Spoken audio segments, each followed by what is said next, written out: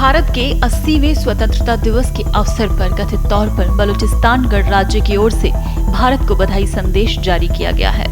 संदेश में भारत के स्वतंत्रता संग्राम के शहीदों और सेनानियों को श्रद्धांजलि देते हुए भारत और बलूचिस्तान के बीच ऐतिहासिक, सांस्कृतिक और आध्यात्मिक संबंधों का उल्लेख किया गया है। हालांकि इस संदेश की स्वतंत्र पुष्टि उपलब्ध स्रोतों से नहीं हो सकी। संदेश में भारत के प्रधानमंत्री और देश की जनता को स्वतंत्रता दिवस की शुभकामनाएं दी गई। इसमें महात्मा गांधी, नेताजी सुभाष चंद्र बोस, भगत सिंह, चंद्रशेखर आजाद, रानी लक्ष्मीबाई और सरदार वल्लभ भाई पटेल सहित कई स्वतंत्रता सेनानियों को याद किया गया। संदेश में कहा गया कि इन नेताओं और अनगिनत गुमनाम सेनानियों के बलिदान ने आजादी का रास्ता तैयार किया और उनका संघर्ष आत्मनिर्णय के लिए संघर्ष कर रहे लोगों को प्रेरणा देता रहेगा। बधाई संदेश में भारत और बलूचिस्तान के संबंधों का जिक्र करते हुए हिंगलाज माता मंदिर को विशेष महत्व दिया गया।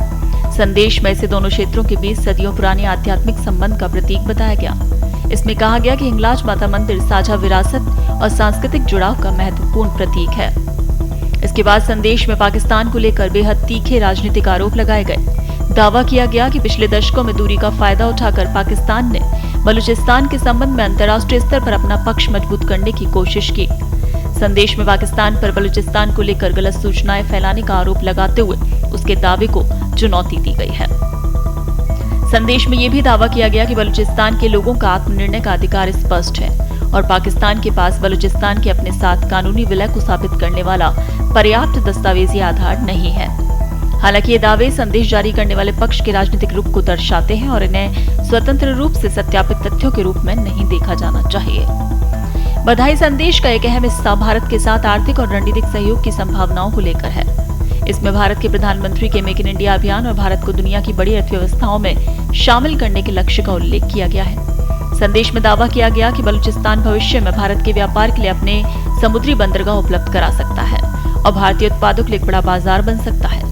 इसमें ऊर्जा, खनिज, इंफ्रास्ट्रक्चर, रेल, सड़क, हवाई अड्डे, शिक्षण संस्थान और औद्योगिक विकास जैसे क्षेत्रों में भारत की तकनीक और विशेषज्ञता की जरूरत का उल्लेख किया गया है। संदेश में बलूचिस्तान के प्राकृतिक संसाधनों को भी आर्थिक विकास की संभावनाओं से जोड़ा गया है। इसमें दावा किया गया है कि भारत और बलूचिस्तान के बीच सहयोग से क्षेत्र में आर्थिक बदलाव आ सकता है। संदेश के अंतिम हिस्से में पाकिस्तान पर गंभीर आरोप लगाते हुए उसे बलूचिस्तान के संसाधनों के इस्तेमाल से रोकने की अपील की गई है। साथ ही दावा किया गया है कि इससे क्षेत्र में अस्थिरता और आतंकवाद को कम करने में मदद मिल सकती है।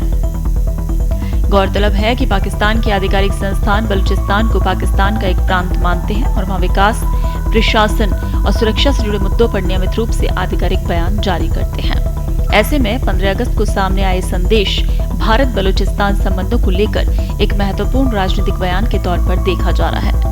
हालांकि संदेश की प्रामाणिकता जारी करने वाले संगठन की स्थिति और उसमें किए गए ऐतिहासिक और कानूनी दावों की स्वतंत्र पुष्टि होना जरूरी है।